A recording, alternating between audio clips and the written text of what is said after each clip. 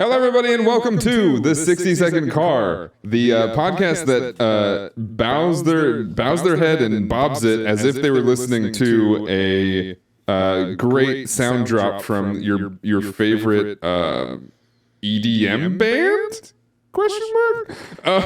Because they made fantastic beats and they dropped them. I'm not having a stroke, I promise. My name is Dan. I am joined by my podcast, as always, Daniel, and this is a 60-Second Car. Cue the music! 60-Second Car.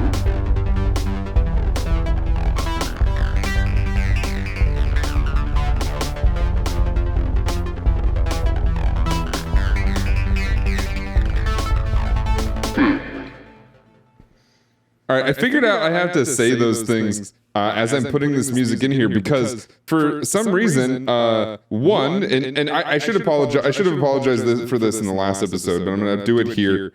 We had a whole week of no music that was, I think, reported by somebody else who listened to this podcast, right? Yeah. They were like, hey, you pitched to a song, and then it was silent for 30 seconds or so, and then you guys came back and talked about it. It was very weird. Did I actually intro it and not put it in as well? I think so. I think you put it in one time, and then the other two, maybe not? Yeah, you know what? I think... Okay, so that is not how I understood it. For some reason, my brain automatically went to, I just forgot about it, and then didn't put it, and didn't intro it anywhere. I didn't leave space for it or whatever. So when I went to edit them together and put things out, I just didn't even think about it. That's how I put the brain together. But you might be absolutely right. I may have totally introed it, and then while listening back to it, just didn't think about putting it in. You know, both might be true, because last week I don't remember talking about the music at all. Yeah, I think that's what I went.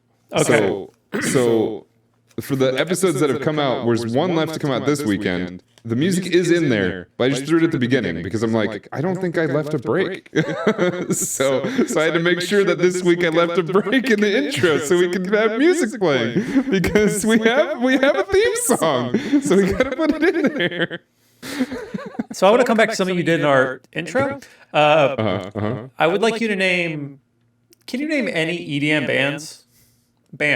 Bass Nectar. Is that a band or is that a dude with a turntable? I think it's two dudes, so I think technically sure. does that make a band? Sure.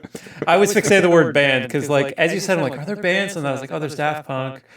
Is that it? But also, I don't know enough to really dive in. But most of them I know of is a single person who has got a fun name. I didn't even think about Daft Punk. That makes sense too. I think Bass Nectar is two dudes. I think there's a rumor or something around the fact that it's alternating dudes that are always in a pair.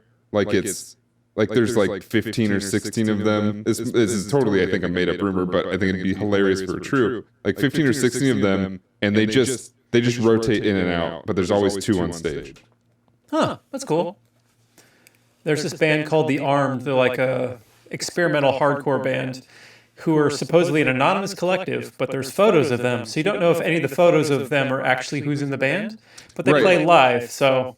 I think it's the same story with Bass Nectar. I think it's Bass Nectar I'm talking about. Somebody can probably fix this, but recently there was it was a year ago, I guess. There's a billboard around here that had the two dudes on the billboard, but from what I understand is we don't know if those are actually the dudes. I think so. Were those actually the guys, or are we? Exactly what you're saying. Is this real? I don't know. I did have to. I went and got food for Katie and I before we started doing these recordings. I will say I did have a Fast and the Furious, not kind of an engagement. I don't know, an interaction of some sort. Drove and I was at a stoplight. And a homeless man was sitting on the corner. At least I think he was homeless, or he was just chilling. He might have been. Either way, it is LA, so it could be both. Drinking a nos. God damn it.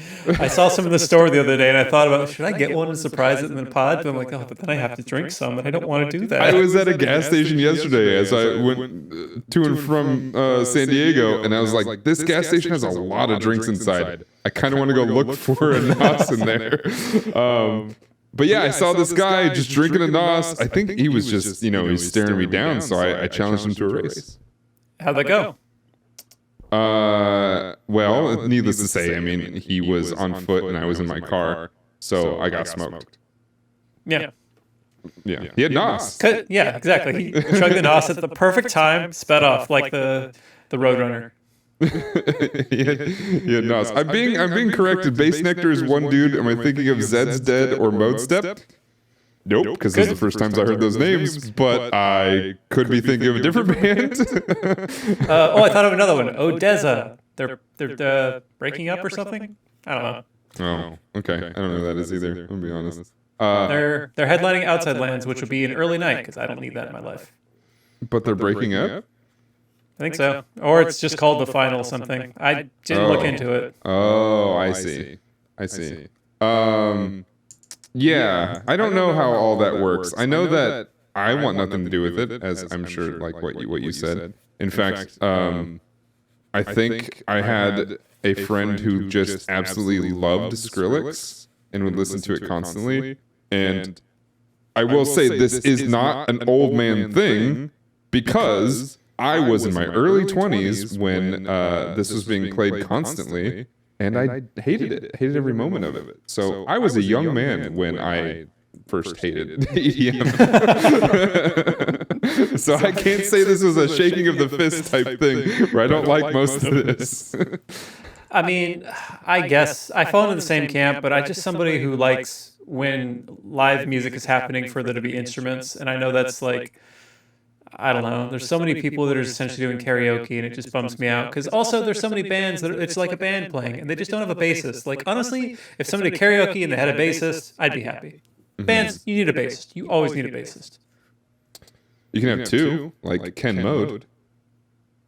Do they have two bassists? I know they now have a saxophonist. There are several songs where one of their guitarists swaps out their guitar for another bass. Cool. And I saw that live.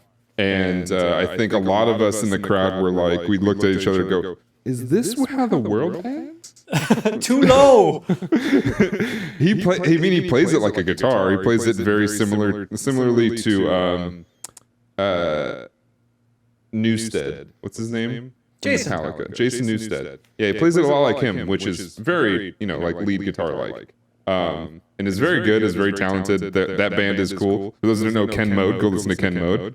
You kind of have to be into some kind of grindy. What are they?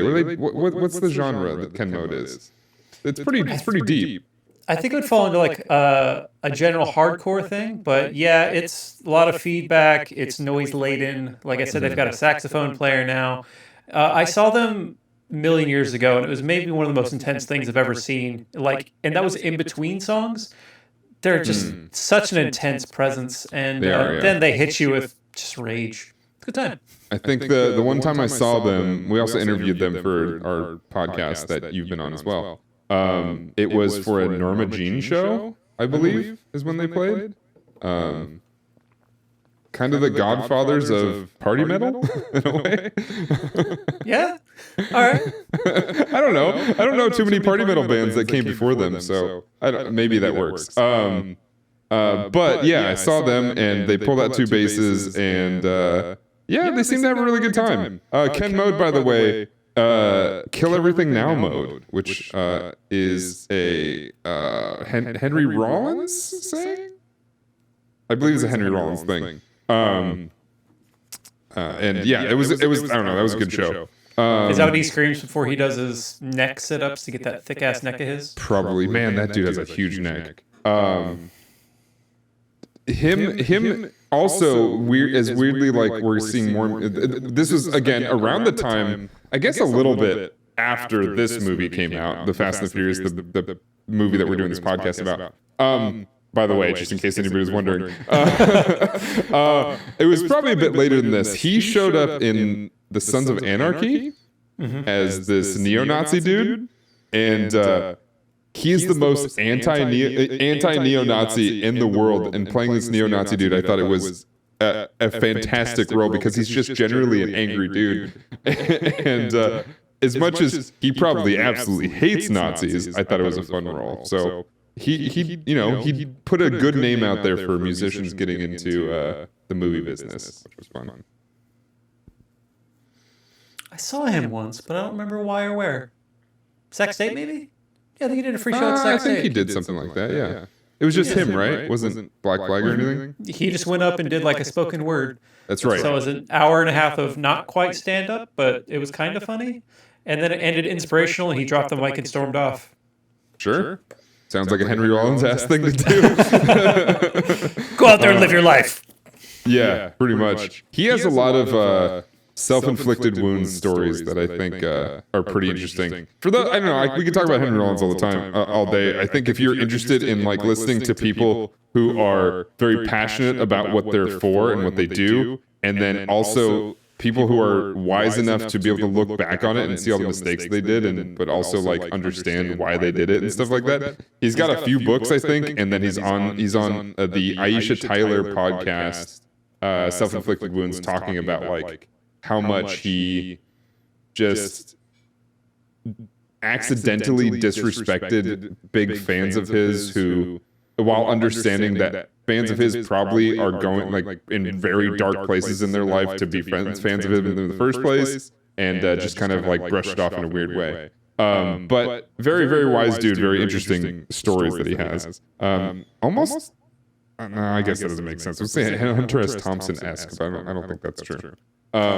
It's got to be so weird to realize that like the art you're putting out in the world is like for people in a dark place, because like I realize there are people who put so much time and effort into crafting what part of a song means, or like a certain chord progression, and like it being emblematic of something they're going through. Because like when I grab a guitar or a poke at a keyboard, I'm just like, all right, let's make something that seems cool. And it could sound dark, it could sound upbeat or whatever, but like then for somebody else to latch on to, be like, oh man, that's my emotions. No one said that to me yet. I kind of don't want it. Yeah, I think, I think us streamers, I think, get that a lot. You got me through a hard time, man. That exact I was just phrase. like fucking around. I'm good. I'm sorry.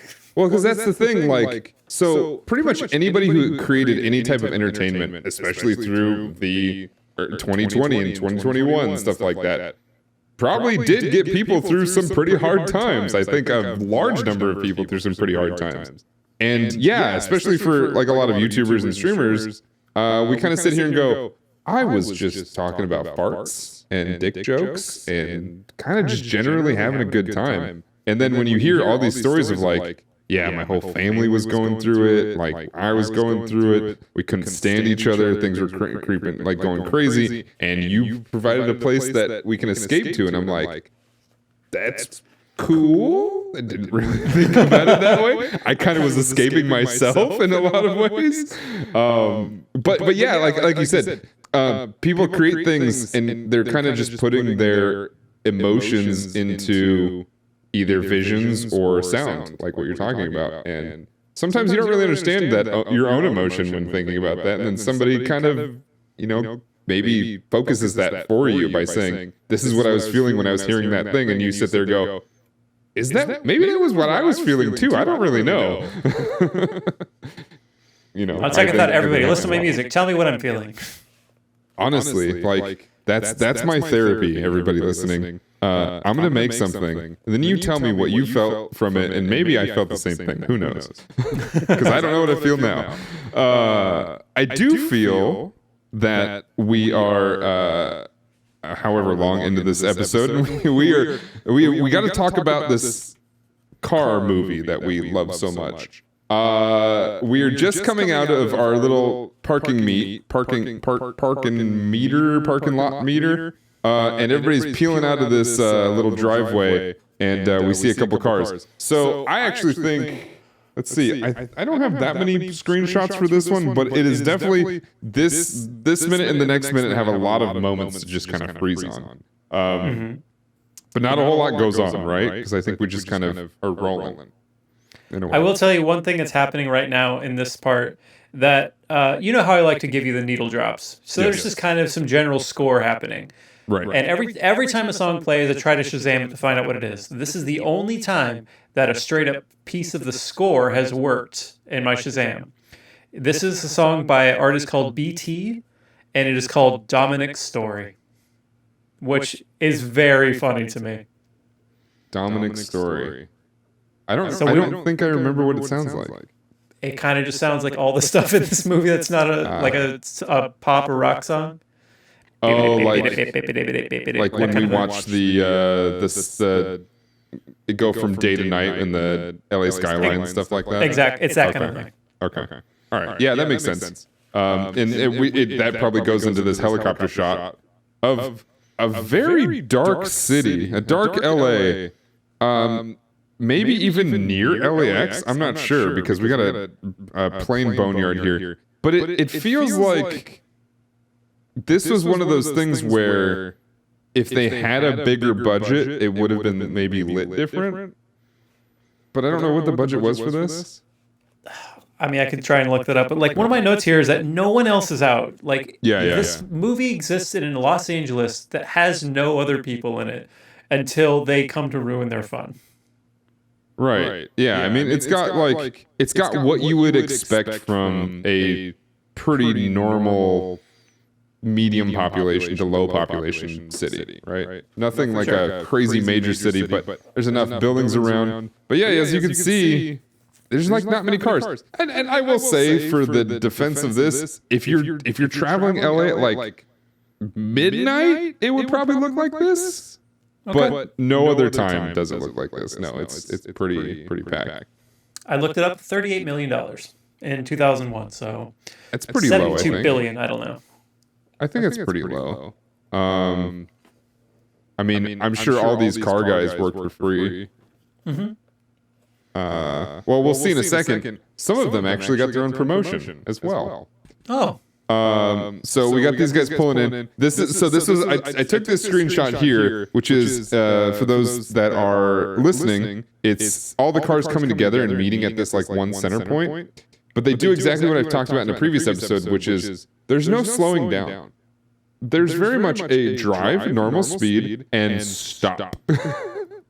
And as these guys do, they stop right in front of each other, as if it were planned or choreographed, which I'm sure it was, but it's not supposed to look like it was. But they stop on a dime right here, just as they're meaning to park in their cool formation. I mean, one of my other notes is the cars line the street in a very obnoxious way. So I disagree with that cool sentiment. I guess it was more of they think it's cool, but yeah.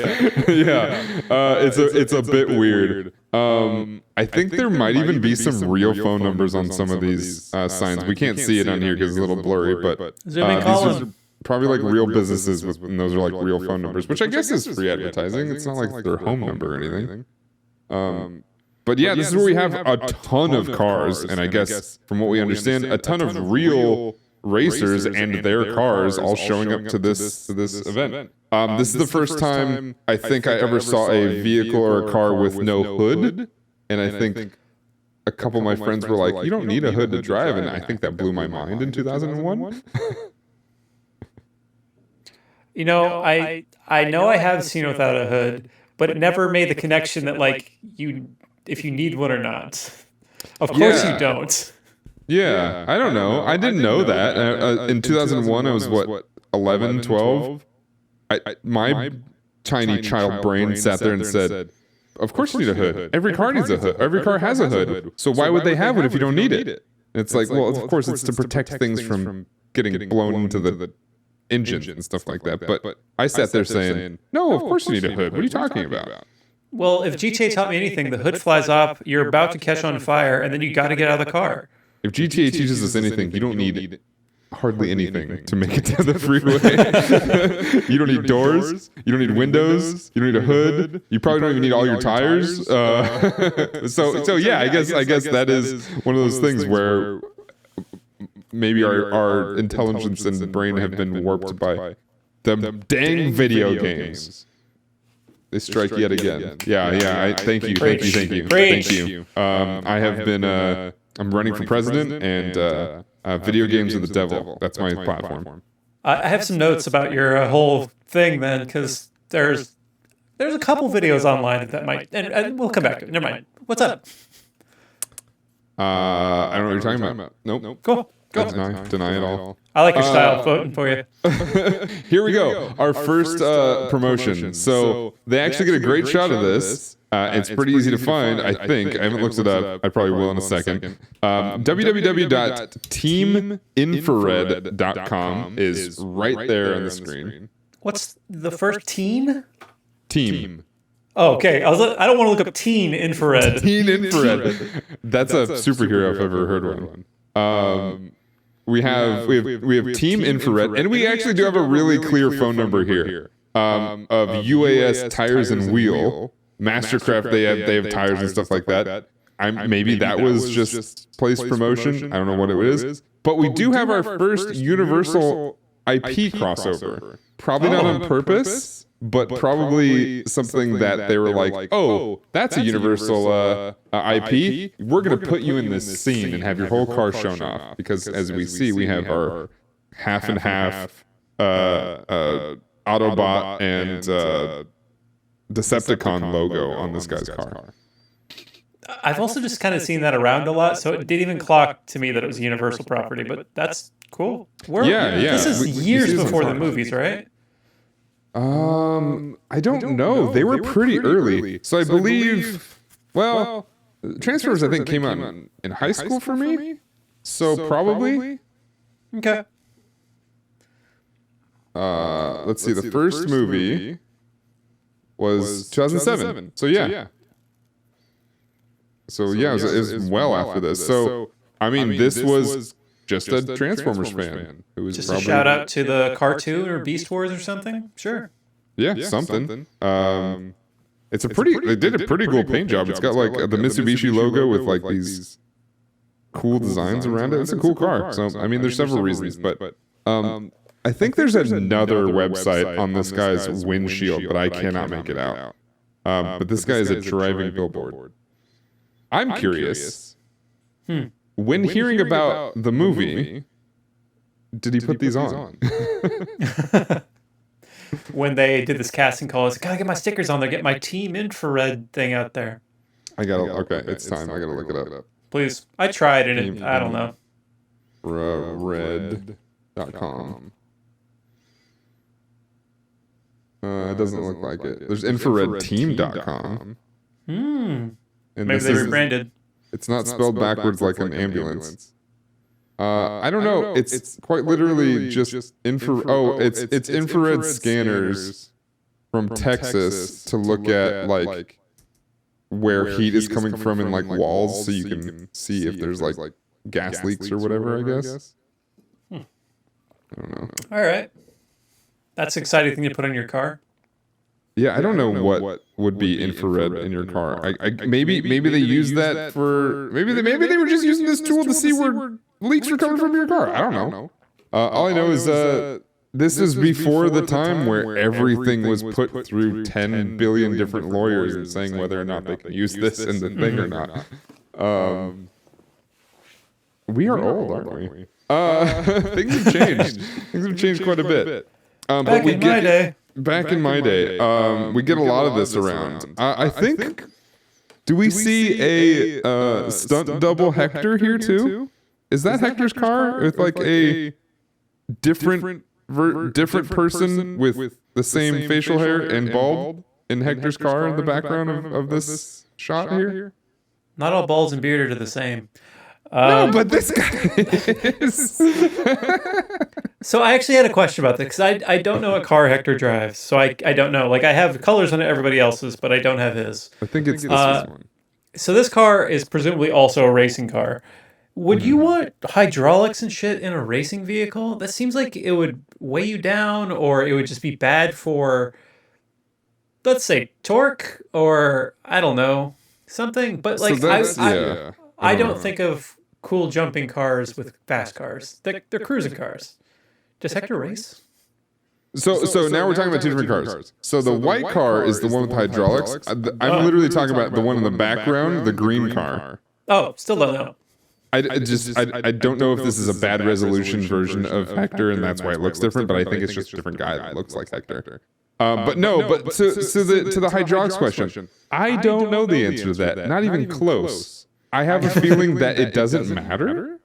But at the same time, maybe this is just one of those guys that loves his car and doesn't really race it. Because I do feel like in a lot of these, street racer groups, there's got to be a good chunk of people that just have cool cars, right? Like I would imagine so. They don't want to race; they just want to show off.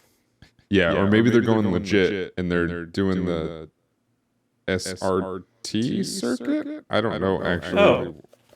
Do you have that in your... I know you have it in your notes, but I don't know where. Shit, I don't know either. I'm going legit. Get on that NOS circuit. Cross circuit? NIRA, N-I-R-A. NIRA. Yeah. I don't know what that is still. But the NIRA circuit, maybe that's what it is. These are just their show-off cars, whatever it might be. National Import Racing Circuit. Or Association, rather. So probably not. Got it. That's like NASA. It's exactly like NASA. Yeah. I mean, these movies taught us anything. Cars are spaceships. So. Yeah. I've heard many complaints that because they went to space in one movie, any movie where they don't go to space is a complete failure. Sounds good to me. By the way, I guess it's maybe not that late because whatever this flower shop in the background is open. I don't know who's shopping here. This flower shop is money laundering scheme. They're not selling flowers there. Yeah, doing some night flowers. Come in, get yourself some roses. Hey, some night flowers. You want a pair of roses? Yeah. This is Tony Soprano business. This is how they're... Yeah, I don't know, man. I presume that if they're doing this, it's got to be late. Like, there's no way it wouldn't be. So, I don't know who this flower person is, but I think they're selling murders and drugs. Let me get one of the murders. Let me get one of them. Let me get a dozen murders. Next, we have a very classic moment of the times. We have one of the drivers also getting out with a Nextel in hand. One of the very first Nextels. Ooh la la. This is I know it's one of the very first Nextels because my dad had this Nextel. And eventually, I think I got handed down to me for a little bit.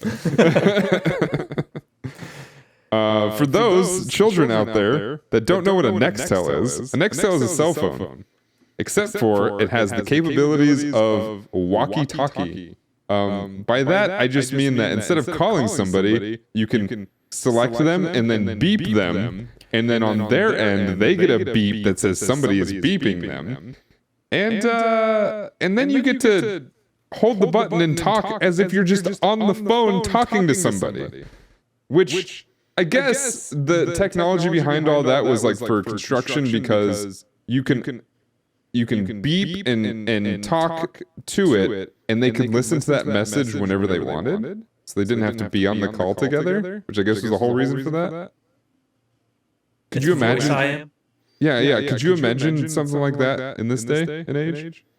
Is this how we start talking to each other? Yeah, we'll do this. We'll do this podcast throughout the week as we just beep back and forth through each other. That'll be great for you to edit later. Enjoy that. Actually, probably may not be that bad as long as it sequenced the files in order and I just lay them all in. It would be more work, but it wouldn't be terrible, I guess. It'd be annoying. Look forward to that next week. I hate that so much. But yeah, we have our very first Nextels, which I think lasted a while as like technology, and I do believe Leon has a Nextel, and that's who he's talking to the group with too. Oh yeah, somebody at the other end who's like, "We're clear, go." Yeah, so then now I want this character to come back to the franchise. I don't know who this is, but this guy's gonna come back. No, the guys that like give the okay for the race are Leon and Hector. Who's this guy talking to? Because Hector winds up. All right. Don't know. I think he's just talking. He's just talking. Maybe he's just. Maybe he sent them a Nextel beep and they never responded. Oh, that's heartbreaking. It is very heartbreaking. It's sad. Nextel guy, come on the show. Yeah, come talk about it. And then we have our just a shot of two ladies getting out of the car. I think there's one lady getting out of the car, and then there's this shot, and it's just this is I think we're gonna have at least one of these shots every movie for a hot minute, for a few of them. Oh, just people looking on. Just hot women just looking on. Yeah. As a race is about to start. It's not a boys' club. Oh, okay. So I had a question about. Okay, I think it is part of this. Let me look through this. There's a scene. So this scene right here, where Leon is talking to the pizza delivery guy, who happens to be the director of the movie. He's sitting in the right-hand side of his car, but I believe the wide shot. I'm gonna turn that off. I still have it up. I believe the wide shot is him in the left-hand side of his car. So Leon pulls up. He is looking. He's on the right-hand side. The pizza driver is now pulling up now. Okay, no. Okay, I'm wrong. From the scene where he gets out of the car and starts yelling at you dang street racers, he is still on the right-hand side of his car, which is not the American side of the car. It's probably a Japanese import. Because I don't know what kind of car this is. It's probably another Mitsubishi. But it's a Japanese import, and he's on the wrong side of the car. Which famously, as as Paul Walker talks about in other interviews, when he buys his own Skyline, is he prefers the right-hand side of the car because for some reason it feels better to have the strong hand on the wheel, as he claims. You could also just do that. So strong hand and shift. I guess that was his thing. But then I'm thinking I don't think I'd be very good at shifting with my weak hand, my left hand. I'd probably get used to it though, which is I guess the thing. Here's where I admit I don't let him drive stick anyway, so that's why. Yeah, I don't know. So my mind, you could just do it. Do people drive stick anymore? Cool racers, maybe. I think even racers do do they use paddle shifters? I don't think any fancy cars stick anymore. I don't know. Is that a thing? Most minis still are stick, and when I got mine, it was like, this is automatic, right? And they're like, yeah. I'm like, all right, thank God. Because I understand people still driving older cars and then being stick, but I don't think manufacturers make manual drives anymore. I don't know. It may be a thing. But yeah, we also have branding here. This is not some generic pizza place, by the way. This is Pizza Hut, straight up. Hell yeah. Nobody out-pizzas the Hut. Nobody out-pizzas the Hut. Pizza the Hut is scary AF, though. That's a scary not a fan. No. Gross. But yeah, this is where the director does his cameo. And if you were to go back and watch these movies and were maybe a super fan of the later movies, you wouldn't know this is the director probably. So that's not Justin Lin. So, okay. This actually brought up a few things for me. Because, when they cut to this guy, he had a speaking role, and I went, why is this guy getting screen time? Turns out he's the director. And that sent me down a rabbit hole about why this man is not a good man.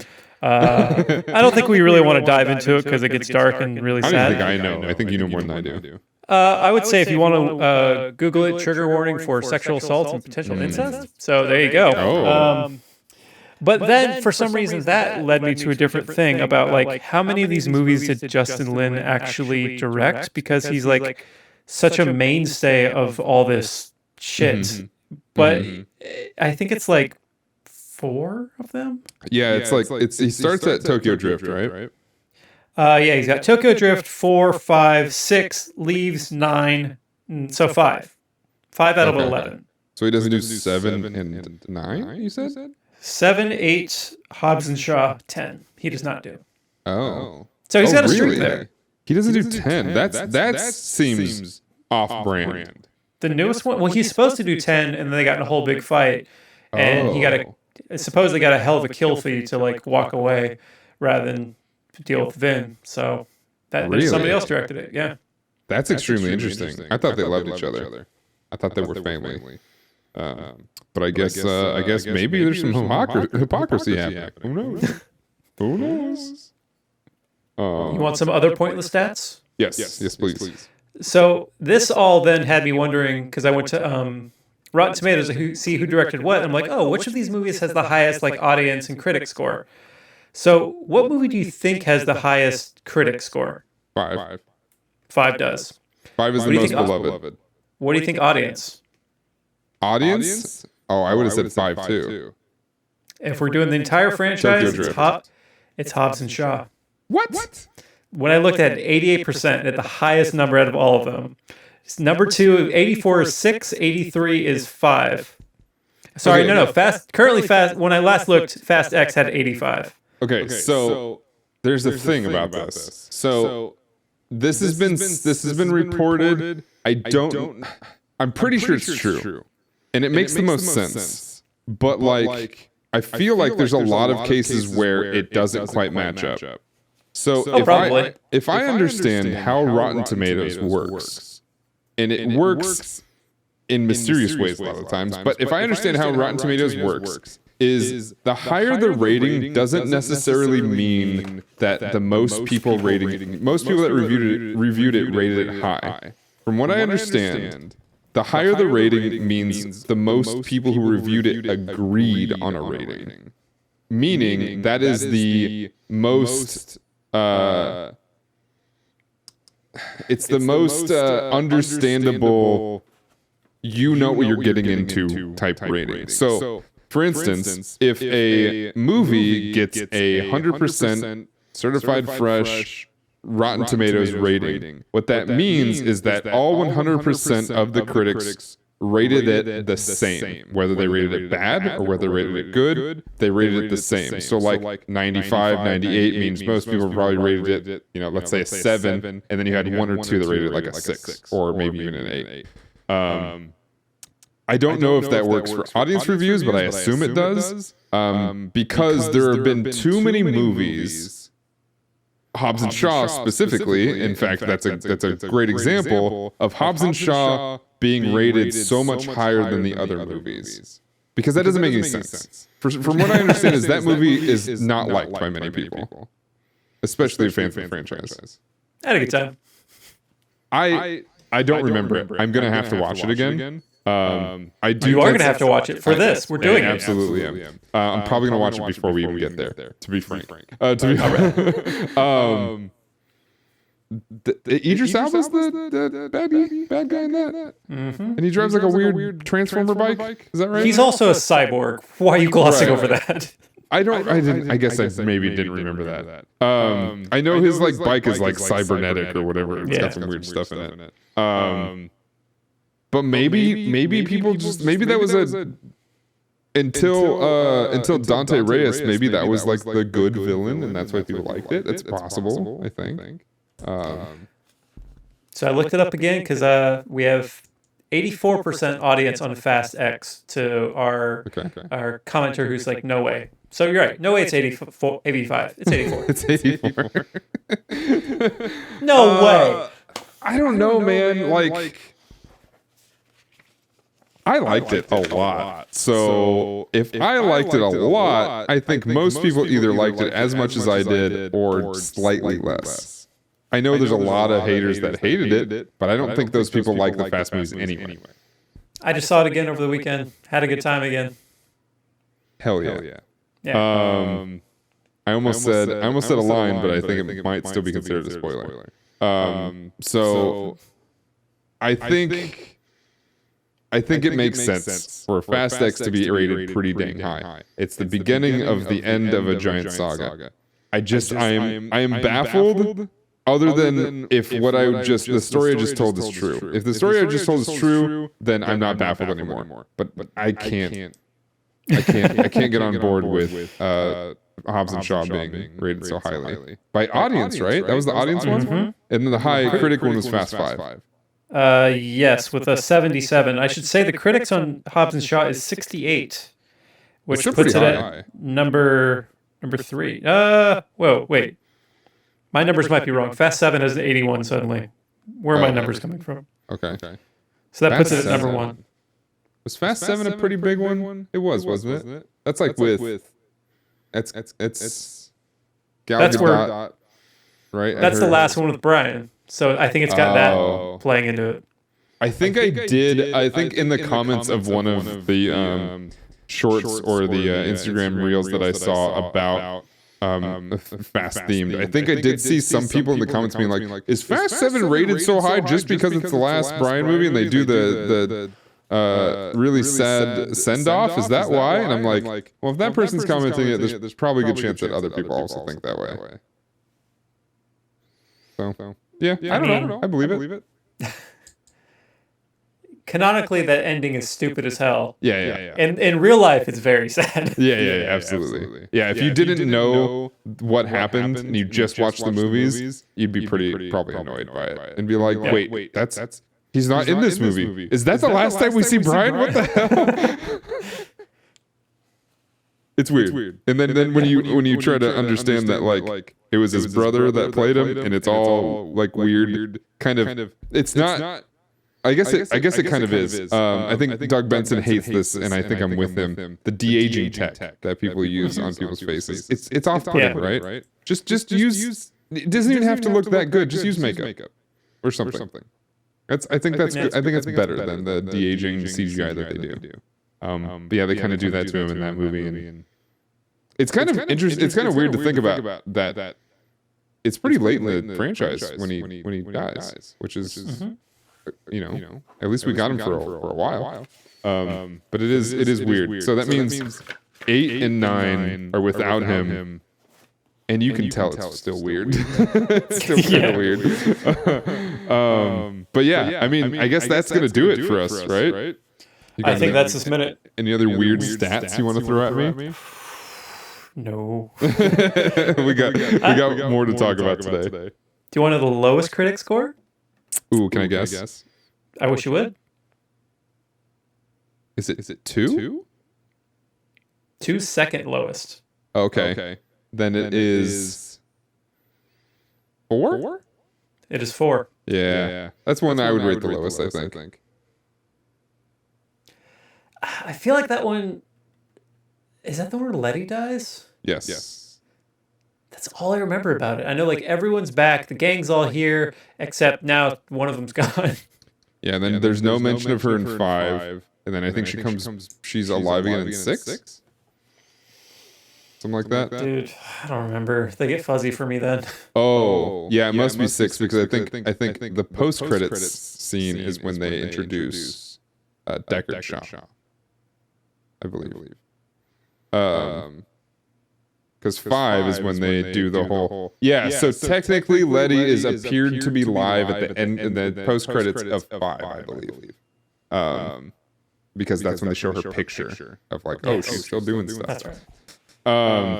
But yeah, that's going to do it for minute 16? Yes. Minute 16 of The Fast and the Furious. According to them, the original. My name is Dan. I've always joined by my good friend Daniel. You can find him at Overcord over on the social media. I am Danotage over on all social media. This has been recorded live here on twitch.tv/Danotage. And you can find the visual components to all these things over at youtube.com/Danotage. Please make sure that you look on.